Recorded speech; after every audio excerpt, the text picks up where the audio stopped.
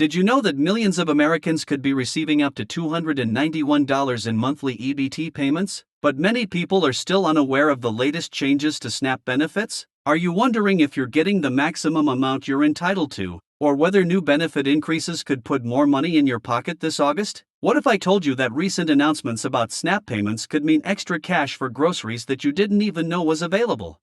If you want to stay updated on all the latest SNAP benefits, payment dates, and money-saving strategies that could change your financial situation, make sure to hit that subscribe button right now and ring the notification bell. I upload weekly videos about government benefits, EBT updates, and financial assistance programs that could put hundreds of extra dollars in your pocket each month. Today is a game-changing day for SNAP recipients across America because new information has just been released about August 2025 benefits, and the numbers might surprise you. When we talk about $291 per person monthly EBT payments, we're looking at what could be the maximum benefit amount for eligible single individuals. But here's what most people don't understand: your actual benefit amount depends on a complex calculation that takes into account your income, expenses, household size, and your state's specific guidelines. Let's start by breaking down what this $291 figure actually means for you and your family. The Supplemental Nutrition Assistance Program, formerly known as food stamps, provides monthly benefits that vary significantly based on your personal circumstances. Maximum benefits for SNAP benefit claimants will increase slightly across 49 states, and these increases are part of the annual cost of living adjustments that help benefits keep pace with inflation and rising food costs.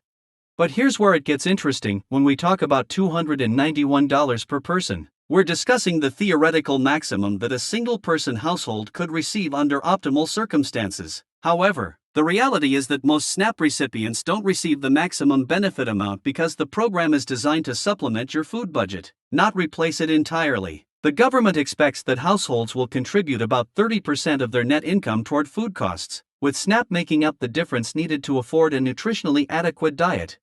So how do you know if you're getting everything you're entitled to? The calculation process is more complex than most people realize, and understanding it could mean the difference between struggling to put food on the table and having enough resources to maintain a healthy diet for your entire family. Your household income determines your eligibility and benefit amount, but it's not just about how much money you make, it's about your net income after certain deductions are applied. The deduction system is where many people miss out on benefits they could be receiving. Standard deductions, earned income deductions, dependent care deductions, medical expense deductions for elderly and disabled household members, and excess shelter cost deductions can all reduce your countable income and potentially increase your benefit amount. Are you taking advantage of all the deductions you're entitled to? Many people don't realize that things like high rent or utility costs, medical expenses, or childcare costs can actually increase their SNAP benefits.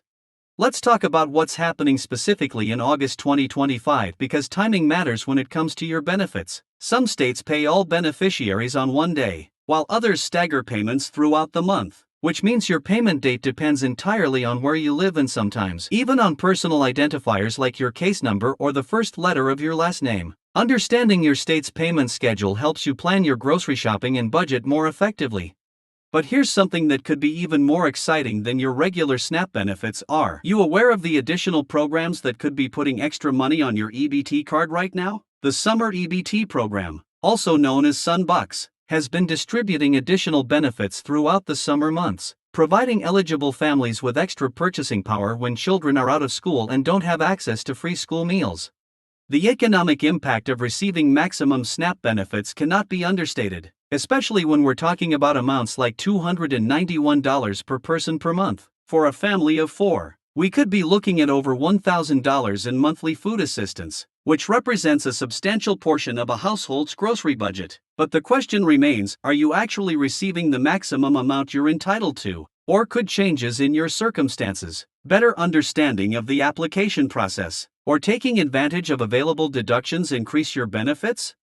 Let's dive deeper into the eligibility requirements because understanding these could be the key to unlocking higher benefit amounts. Most families and individuals who meet the program's income guidelines are eligible for the Supplemental Nutrition Assistance Program. But what constitutes meeting those income guidelines is more nuanced than many people realize. Gross income limits, net income limits, and asset limits all play a role in determining not just eligibility, but benefit amounts. The gross income test requires that most households have total income at or below 130% of the federal poverty line. But here's where it gets interesting: certain households, particularly those with elderly or disabled members, may be exempt from gross income limits entirely. Net income, which is your income after allowable deductions, must generally be at or below 100% of the poverty line. Understanding these thresholds and how deductions affect your net income calculation could significantly impact your benefit amount. Asset limits are another factor that many people don't fully understand. Most households must have assets of $2,750 or less, but households with a member who is 60 or older or disabled must have assets of $4,250 or less. However, certain assets don't count toward these limits, including your home, household goods, personal belongings, life insurance policies, burial plots, and retirement accounts. Are you incorrectly assuming you have too many assets to qualify when certain valuable items aren't even counted? The monthly benefit calculation itself is a complex formula that starts with the maximum benefit amount for your household size and then subtracts 30% of your net monthly income. This is why understanding deductions is so crucial. Every dollar you can legitimately reduce your net income by increases your benefit amount by 30 cents over the course of a year. Proper application of deductions could mean hundreds of additional dollars in benefits.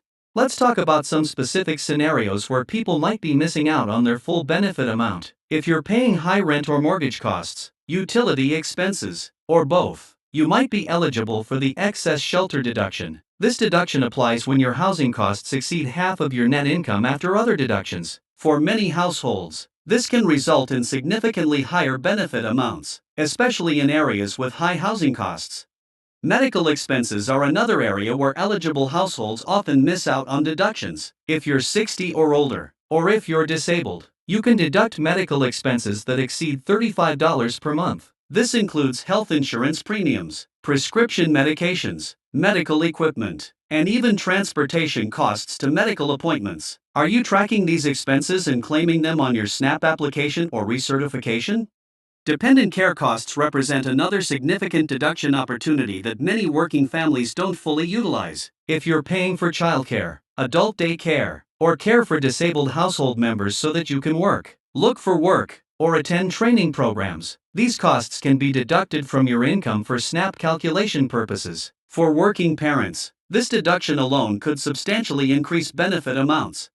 The earned income deduction is automatic for households with earned income, allowing you to deduct 20% of gross earned income from your net income calculation. But here's what many people don't realize: if you're self-employed or have irregular income, there are specific rules about how that income is calculated that could work in your favor if properly applied. Timing of applications and recertifications can also impact your benefit amounts. If your income or expenses have changed since your last certification, you might be entitled to higher benefits. Life changes like job loss, increased medical expenses, changes in housing costs, or changes in household composition should be reported promptly because they could result in immediate benefit increases. The application process itself is an area where many people don't maximize their benefits. During the interview process, which can often be conducted by phone, it's crucial to provide complete and accurate information about all household expenses and circumstances. Many applicants focus primarily on income information but don't adequately document deductible expenses that could increase their benefits.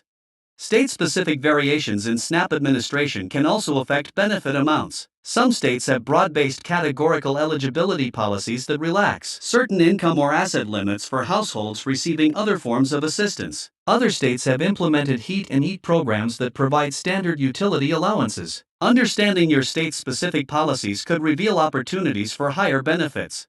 Recertification periods vary by household, but they typically occur every 6 to 12 months. This is your opportunity to update your circumstances and potentially increase your benefits. Changes like updated work requirements mean that some Americans who get food stamps may see their benefits reduced over time, making it even more important to ensure you're maximizing your benefits within current program parameters.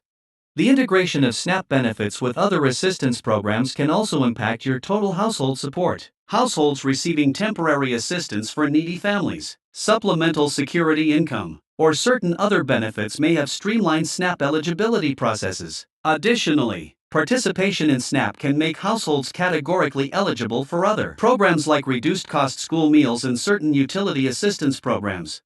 Technology has transformed how people access and manage their SNAP benefits. EBT cards function like debit cards and can be used at an ever-growing network of authorized retailers, including many farmers markets, online retailers, and even some restaurants in certain areas. Understanding where and how you can use your benefits expands your purchasing power and helps you get the most nutrition value from your benefit amount.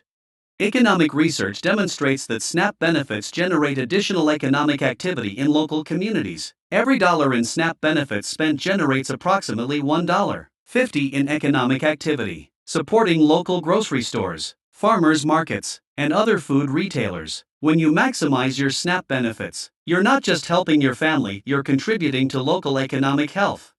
Looking ahead, understanding potential changes to SNAP policy becomes increasingly important for long-term planning. Political discussions about program modifications, work requirements, and benefit levels can affect future benefit amounts. Staying informed about these developments helps you make educated decisions about your participation in the program and potential need for supplemental food assistance.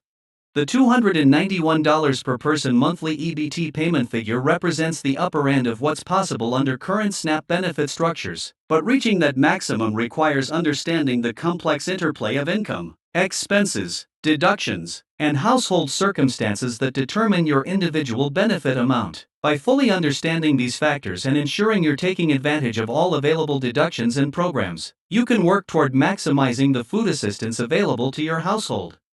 That's everything you need to know about the $291 per person monthly EBT payments and how to maximize your SNAP benefits in August 2025. If this detailed breakdown helped you understand how benefit calculations work, what deductions you might be missing, or how to potentially increase your monthly food assistance, please smash the like button and subscribe to the channel for more in-depth coverage of government benefits and financial assistance programs. Did you discover any deductions you weren't taking advantage of? Are you receiving the maximum benefits you're entitled to? Or do you think there might be room for improvement in your benefit amount? Drop a comment below and let me know your state and household size. I love hearing from viewers about their experiences with SNAP benefits and helping people navigate the system. Don't forget to ring that notification bell so you never miss updates about SNAP changes, payment schedules, EBT program updates, and other government assistance that could put more money in your pocket. If you found this information valuable, please share it with friends and family who might also benefit from understanding how to maximize their food assistance benefits. Thanks for watching, and I'll see you in the next video where we'll dive even deeper into specific state programs and additional benefits that could supplement your SNAP assistance.